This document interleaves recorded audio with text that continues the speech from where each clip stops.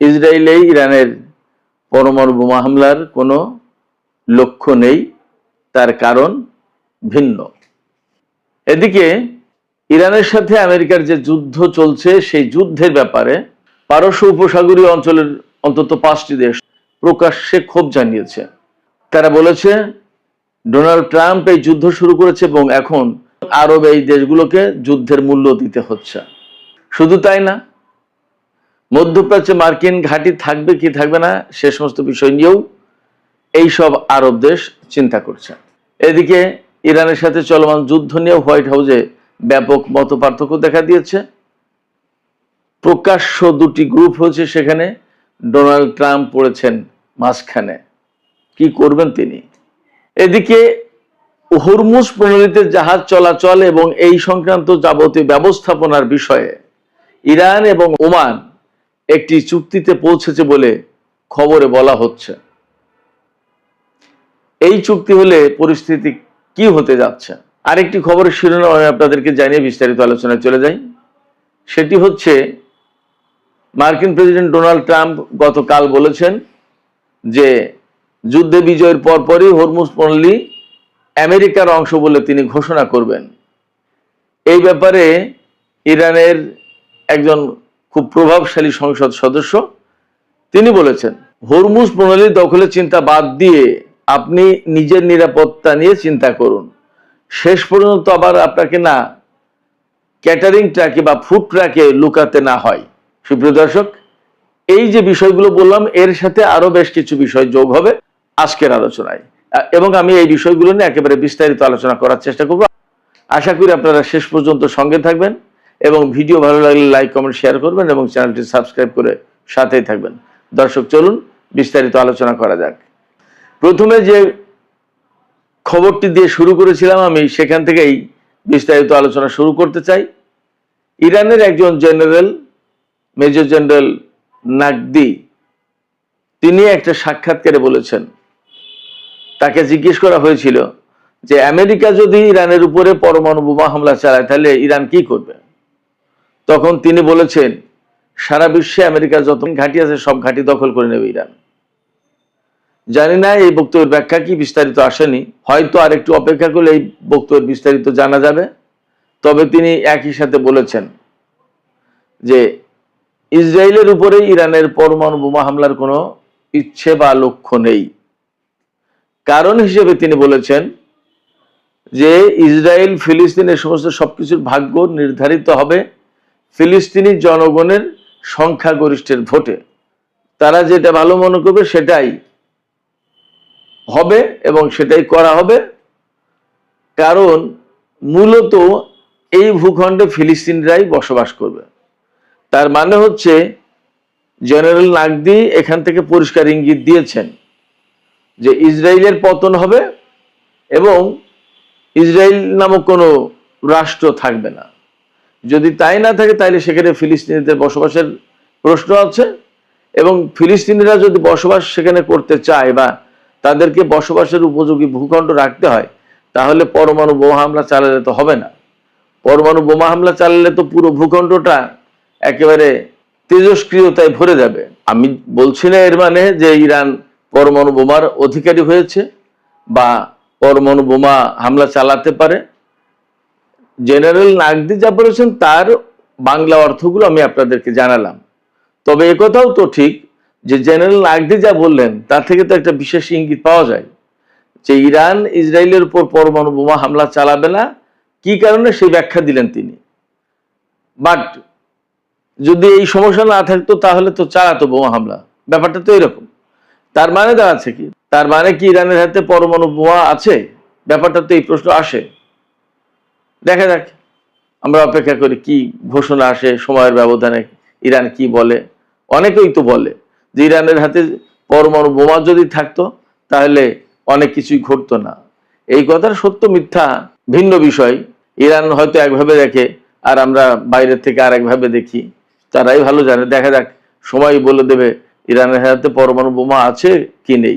ইরানের হাতে পরমাণু বোমা থাকলে কেউ হামলা চালাতো কি চালাতো না, সমস্ত সবকিছু সময়ের পরিক্রমায় পরিষ্কার হবে।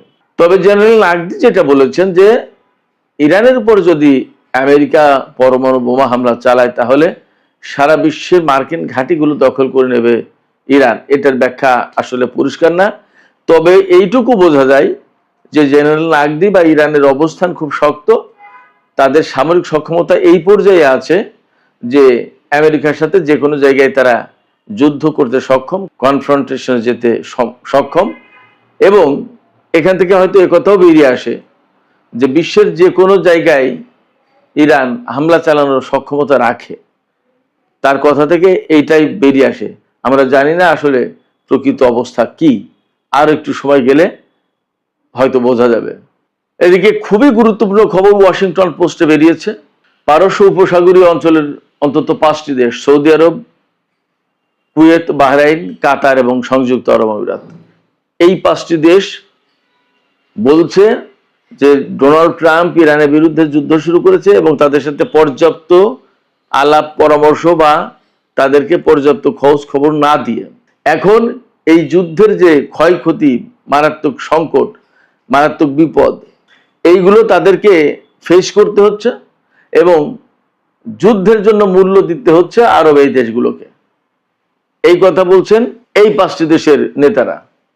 ওয়াশিংটন পোস্ট কি বলেছেন এবং নাম প্রকাশে অনিচ্ছুক কয়েকজন আরব কর্মকর্তা ওয়াশিংটন পোস্টকে বলেছেন যে ডোনাল্ড ট্রাম্প ইরানের বিরুদ্ধে যে হামলা চালিয়েছেন বা যে যুদ্ধ শুরু করেছেন তাতে সবচেয়ে বেশি ক্ষতিগ্রস্ত হয়েছে আরব দেশগুলো, কারণ ইরান আমেরিকায় হামলা চালায়নি, হামলা চালিয়েছে এই সমস্ত আরব দেশে থাকা মার্কিন ঘাঁটিতে এবং আলটিমেটলি তার জন্য ক্ষয়ক্ষতি হয়েছে এই সমস্ত দেশেরই।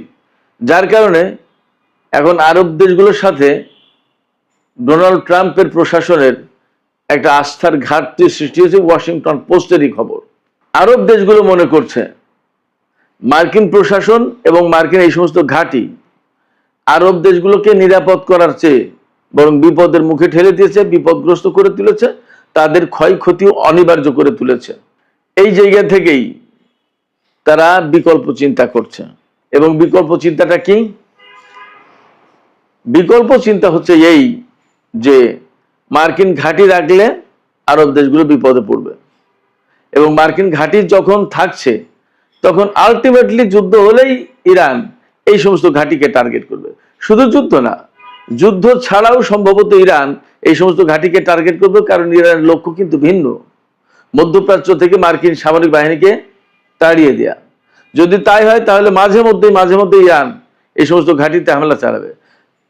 তার মানে হচ্ছে প্রত্যেকটা দেশ যুদ্ধের কবলে থাকবে, কারণ এক একটা ক্ষেপণাস্ত্র যখন বিস্ফোরিত হয়, ব্যালিস্টিক ক্ষেপণাস্ত্র, তখন আকাশ পাতাল প্রকম্পিত হয়, কাঁপতে থাকে। পরিস্থিতি এতটা খারাপ। আপনারা শুনেছেন না যে ইরানের ক্ষেপণাস্ত্র হামলার কারণে প্রায় 750 যে সেনা আহত হয়েছে, তাদের ভেতরে ম্যাক্সিমামই ব্রেইন ইনজুরিতে ভুগছে। তাদের ব্রেইন ইনজুরিতে পড়েছে কেন? ক্ষেপণাস্ত্রগুলো যখন বিস্ফোরিত হয় এত বিকট শব্দ হয় এবং এত মারাত্মক রকমের ভয়ার্থ পরিবেশ তৈরি হয়, এত কম্পন তৈরি হয়, মনে হয় যেন পৃথিবীটা ধ্বংস হয়ে যাবে। এই অবস্থায় তারা ট্রমাটাইজড হয়ে যায়, ব্রেনে ইনজুরি সৃষ্টি হয়। তো যখন একটা দেশে এরকম একের পর এক ক্ষেপণাস্ত্র, ড্রোন পড়তে থাকে, ছোট ছোট দেশ, বিশেষ করে বাহরাইন এবং কুয়েত, তাদের জনগণের অবস্থা এবং তাদের রাজা বাদশাদের অবস্থা কি হয়? কোনো জায়গায় তো নিরাপদ না। কোনটা যে কখন পড়বে তার তো কোনো নিশ্চয়তা নেই। এই জায়গা থেকে আরব দেশগুলো এখন আমেরিকার ঘাঁটিগুলো রাখতে চাইছে না এবং সম্ভবত এই লক্ষ্য নিয়েই সৌদি আরব, পাকিস্তান এবং তুরস্ক জোট করেছে। হয়তো ধীরে ধীরে আরব দেশগুলোর সবাই এই জোটে যুক্ত হবে। সংযুক্ত আরব আমিরাত যুক্ত হবে কিনা সেটা ভিন্ন বিষয়, কারণ তার ব্যাপারে তুরস্কের বক্তব্য হচ্ছে যে মিশর প্রায়োরিটি পাচ্ছে, বাট সংযুক্ত আরব আমিরাত না। দেখা যাক কি হয়। তবে মধ্যপ্রাচ্যে আমেরিকা এই যুদ্ধের কারণে তার অবস্থান নিজে হারিয়েছে খানিকটা, আর ইরানের হামলার কারণে তো একেবারেই পরিষ্কার। এজন্য সম্ভবত মধ্যপ্রাচ্য আমেরিকার জন্য আর নিরাপদ হচ্ছে না, নিরাপদ থাকছে না এবং সম্ভবত মার্কিন সেনারা মধ্যপ্রাচ্যে থাকতে পারবে না। যদিও আমেরিকা বলছে এখন যে যুদ্ধটাই তাদের এখন চূড়ান্ত লক্ষ্য নয়, সরকার পরিবর্তন চূড়ান্ত লক্ষ্য নয়, পরমাণু কর্মসূচি চূড়ান্ত লক্ষ্য নয়, চূড়ান্ত লক্ষ্য এই মুহূর্তে হরমুজ প্রণালী খোলা। মানে কোথা থেকে কোথায় আস্তে আস্তে কি ধরেছে, অথচ এই হরমুজ প্রণালী কিন্তু উন্মুক্ত ছিল, যুদ্ধ করতেছে সেটা আটকে দিয়েছে। অদ্ভুত ব্যাপার। মারাত্মক রকমের ভিকটিম হয়ে গেছে আমেরিকা এই যুদ্ধ করতে এসে। তারা স্বপ্নেও কল্পনা করেনি যে ইরান তাদেরকে এইভাবে চেপে ধরবে এবং এই ধরনের কোণঠাসা করে ফেলবে এবং সারা বিশ্বের চোখের সামনে তাদেরকে এইভাবে অপমান অপদস্থ করবে। আমেরিকা চিন্তাও করেনি। বাট আমেরিকাকে এই ধরনের অপমান অপদস্থ হতে হলো অন্তত সামরিক দিক দিয়ে, এ কথাটা চূড়ান্তভাবে সত্য। এই যে অপমান অপদস্থ হলো এবং বিপর্যস্ত অবস্থার ভেতরে পড়েছে মধ্যপ্রাচ্যে, এই জায়গা থেকে এখন হোয়াইট হাউসের ভেতরে দুই রকমের গ্রুপ সৃষ্টি হয়েছে। ভাইস প্রেসিডেন্ট জেডি ভ্যান্স বলছে যে আর যুদ্ধ না, অনেক হয়েছে যুদ্ধ দিয়ে কিছু হবে না বা কিছু করা যায়নি, যা হয়েছে হয়েছে, এখন আমরা হরমুজ প্রণালী ওখানে নৌ অবরোধ ব্লকেট দিয়ে রাখি এবং ইরানের উপরে অর্থনৈতিক চাপ সৃষ্টি করতে হবে, নিষেধাজ্ঞা দিতে হবে, তাকে তেল যাতে বিক্রি করতে না পারে সেই ব্যবস্থা করতে হবে। এটা হলো ভাইস প্রেসিডেন্ট জেডি ভ্যান্সের বক্তব্য। আর যুদ্ধমন্ত্রী পিট হেগসেথের বক্তব্য যে না, ইরানের বিরুদ্ধে এখনো যুদ্ধই করতে হবে। আর মার্কো রুবিওর অবস্থান যুদ্ধের পক্ষেও আছে, আলোচনার পক্ষেও আছে। তার মানে মার্কো রুবিও বেসিক্যালি একটু যুদ্ধের পক্ষেই, আর ডোনাল্ড ট্রাম্প এই মাঝখানে কি করবে। তবে জেডি ভ্যান্সের মতোই তারও মতামত যে যুদ্ধ না করে এখন ওই ব্লকেট সৃষ্টি করা, ইরানের উপরে অর্থনৈতিক নিষেধাজ্ঞা আরোপ করা, তেল যাতে বিক্রি করতে না পারে সেই ব্যবস্থা করা, এইগুলো প্রাধান্য পাচ্ছে। কিন্তু এখানে আমি একটু বলি, আমেরিকা যদি ইরানের বিরুদ্ধে নিষেধাজ্ঞা দেয়, তেল বিক্রি যাতে করতে না পারে তার ব্যবস্থা করে, ব্লকেড দিয়ে রাখে হরমুজ প্রণালীতে, কিন্তু এগুলোতে কিছু করতে পারবে না। তো কারণ 47 বছর ধরেই তো আমেরিকা ইরানের উপরে হাজার হাজার নিষেধাজ্ঞা দিয়ে রেখেছে। শুধু নিষেধাজ্ঞায় দেয়নি, ইরানের ভিতরে যে সমস্ত তেল বিক্রি করেছে তার অনেক সম্পদ আটকে রেখেছে এবং তার তেলের উপর নিষেধাজ্ঞা তো দিয়ে রেখেছে। তাতে আটকাতে পেরেছে ইরানকে। আমি তো বারবার বলি, ইরান যে আমেরিকা এবং ইসরায়েলের মতো দুটো শক্তির বিরুদ্ধে লড়াই করছে, এই লড়াইয়ের জন্য যে সমস্ত অস্ত্রপাতি সামরিক সরঞ্জাম লাগে এগুলো তো ইরানের বানানো বা ইরানকে কিনতে হয়েছে, কেউ তার বিনামূল্যে দেয়নি। তাহলে এগুলো বানাতে এবং কিনতে তো পয়সা লাগে, সেই পয়সাটা কোথা থেকে পেয়েছে? শুধু তাই না, মধ্যপ্রাচ্যের টোটাল যে যুদ্ধের পরিস্থিতি, যে যুদ্ধ চলছে, এর প্রত্যেকটা যুদ্ধের পেছনে ইরানের কোনো না কোনো ভাবে ইনভলভমেন্ট আছে এবং তার পয়সা খরচ হচ্ছে। তাহলে অতএব নিষেধাজ্ঞা দিয়ে এগুলো দিয়ে আসলে কিছু করতে পারবে না। এর চূড়ান্ত সমাধান আমি ব্যক্তিগতভাবে মনে করি এই অঞ্চল থেকে আমেরিকাকে চলে যেতে হবে এবং ইরানের সাথে যুদ্ধ না করে একটা আপোষ সভা করে তাকে বিদায় নিতে হবে। এটা হচ্ছে এর একমাত্র সমাধান। এছাড়া মধ্যপ্রাচ্যে আমেরিকা থাকবে আর ইরানও থাকবে আর শান্তিপূর্ণ অবস্থান থাকবে, এটা হবে না, অসম্ভব। আর আমেরিকার উপস্থিতি থাকলে এখন ইরান কিন্তু পথ চিনে গেছে, কোনভাবে কিভাবে হামলা করতে হবে এবং সাহস, ওই যে সাহস বেড়ে যাওয়া বলে না, সাহস কিন্তু সে পেয়ে গেছে ইরান। আমেরিকার উপরে হামলা করে এখন 1-2 এর ব্যাপার ইরানের কাছে। সেক্ষেত্রে মার্কিন বাহিনী কোনোদিন মধ্যপ্রাচ্যে আর নিরাপদ থাকবে না। এই জায়গা থেকে যুদ্ধ না করে ওই অবরোধ আরোপ নিষেধাজ্ঞা এই সমস্ত বাদ দিয়ে নিরিবিলি নির্ঝঞ্ঝাট চলে যাওয়াই ভালো। আমেরিকার এই সময় ভাবা উচিত যে মধ্যপ্রাচ্যের নিরাপত্তা মধ্যপ্রাচ্যের দেশগুলোই বুঝুক, করুক। বিশেষ করে তুরস্ক এবং পাকিস্তানের সাথে যেহেতু আমেরিকার সম্পর্ক ভালো আছে, সৌদি আরব সবার সাথে ভালো আছে, তাদের মাধ্যমেই মেসেজ দিক আরব দেশগুলোকে যে ভাই জোট যখন করেছো ভালো কথা। ডোনাল্ড ট্রাম্পটা আজকাল মাঝে মাঝে আলহামদুলিল্লাহ বলে, তো উনি আলহামদুলিল্লাহ বলতে পারেন যে আলহামদুলিল্লাহ আপনারা ভালোই করেছেন, জোট করেছেন, আমি আমার সেনা নিয়ে চলে গেলাম, আমাদের আর দরকার নেই এখানে থাকার, আপনারা আপনাদের নিজেদের নিরাপত্তা ব্যবস্থা নিজেরাই করেন। যদি এইভাবে বলে করে কয় তাহলে অনেক ভালো। তা না হলে মধ্যপ্রাচ্যে আমেরিকাকে আসলেই প্রতিদিন প্রতি মুহূর্তে অপমান অপদস্থ হতে হবে। মধ্যপ্রাচ্য কখনোই শান্তিতে থাকবে না। বিগত 47 বছর ধরে যে শান্তিটুকু ছিল এখন তাও থাকবে না।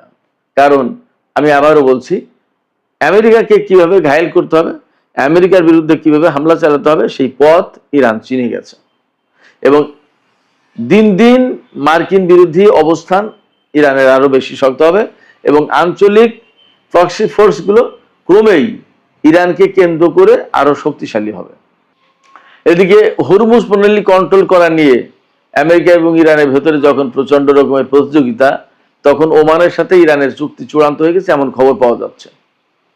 এই চুক্তি চূড়ান্ত হলে কি হচ্ছে, রুট নির্ধারিত হবে, কোন রুটে জাহাজ আসবে, কোন রুটে জাহাজ ঢুকবে। তবে সর্বশেষ খবর ছিল এইরকম যে ইরান এইটা পছন্দ করছে না, রুট একটাই হবে, যাওয়া আসা সোজা সাপটা একদিক দিয়েই, ওমানের উপকূল দিয়ে আর ইরানের উপকূল দিয়ে এইরকম না, যাওয়া আসা পরিষ্কার রুট থাকবে, একটা হোক দুটো হোক যাই হোক, কিন্তু ওই রকম ওমানের উপকূল দিয়ে গেলে ওমান ঠেকাতে পারবে না সেইগুলো, তখন ঝামেলা হবে। এই জন্য ইরান চাইছে যে সাগরের মাঝখান দিয়েই হোক, হরমুজ প্রণালীর মাঝখান দিয়ে হোক বা যেভাবে হোক, এত রুটের দরকার নেই, রুট একটাই হোক, মানে সবাই যৌথভাবে কন্ট্রোল করুক, যাই হোক কিভাবে হয় দেখা যাক। তবে চুক্তি একটা হয়েছে, এই খবর কিন্তু মোটামুটি পাওয়া যাচ্ছে। যখন চুক্তি হয়েছে তখন আমেরিকার প্রশ্ন কিন্তু আরো গৌণ হয়ে গেল, এ কথা বলা যায়। ডোনাল্ড ট্রাম্প কিন্তু গত কালকে বলেছিলেন যে ইরানের সাথে যুদ্ধে বিজয়ের পরপরই হরমুজ প্রণালী আমেরিকার অংশ, এটা ঘোষণা করা হবে, কিন্তু তা সম্ভবত আর হচ্ছে না।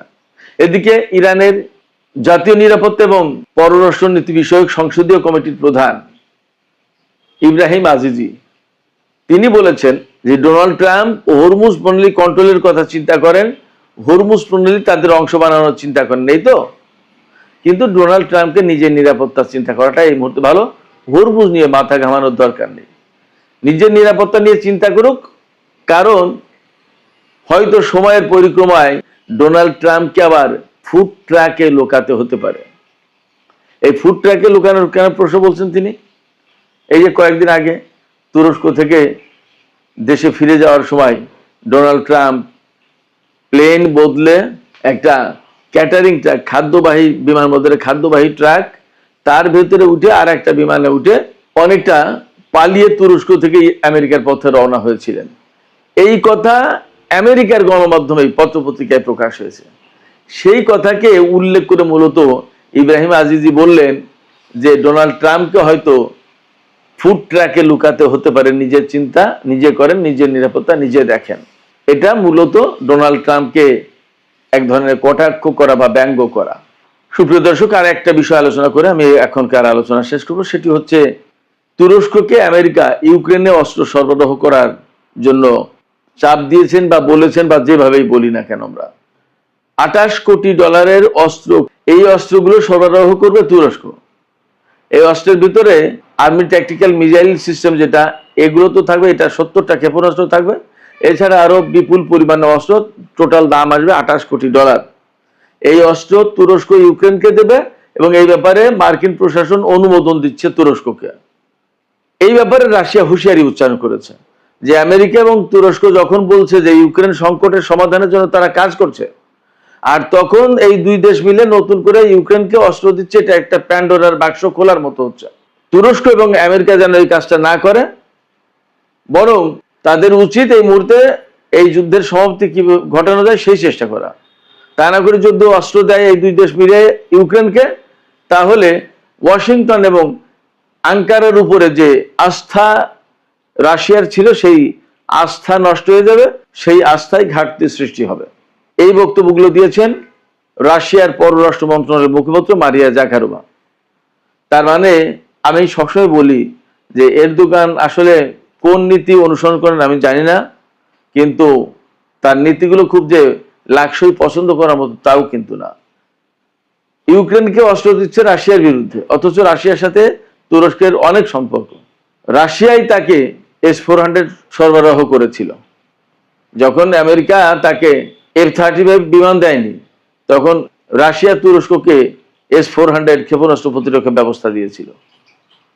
সেই জায়গায় তুরস্ক যদি এখন ইউক্রেনকে অস্ত্র সরবরাহ করে টাকার জন্য, তাহলে রাশিয়ার সাথে তার সম্পর্কটা কোথায় যায় এবং এই যুদ্ধের পরিস্থিতি কোথায় যায়, এগুলো ভাবার বিষয়। তুরস্ক আসলে আমি যা দেখলাম যে শুধুই নিজের পকেট ভরার চিন্তা করে। এই ধরনের নীতি বৈশ্বিক শান্তির জন্য মারাত্মক ক্ষতিকর। সুপ্রিয় দর্শক, এখনকার আলোচনা এখানে শেষ করতে চাই। শেষ করার আগে আপনাদের মতামত জানতে চাই, আপনারা কি ভাবছেন? আরব দেশগুলো যে বলছে এই যুদ্ধের জন্য তাদেরকে অনেক বেশি মূল্য দিতে হচ্ছে এবং তারা আমেরিকার উপর আর আস্থা রাখতে পারছে না, এবং তারা ক্ষুব্ধ, এখন মার্কিন ঘাঁটিগুলো সরিয়ে নিতে হবে এরকম বিষয় বিবেচনা করছে। আসলে আরব দেশগুলো কি শক্তভাবে আমেরিকাকে বলতে পারবে যে আপনাদের ঘাঁটি আপনারা সরিয়ে নিন? আপনাদের কি মনে হয়? আপনাদের মতামত জানিয়ে কমেন্টে লিখুন, আর ভিডিও ভালো লাগলে লাইক কমেন্ট শেয়ার করবেন এবং চ্যানেলটি সাবস্ক্রাইব করে সাথে থাকবেন। দর্শক, এখনকার আলোচনা এখানেই শেষ করছি। আপনারা সবাই অনেক অনেক ভালো থাকুন।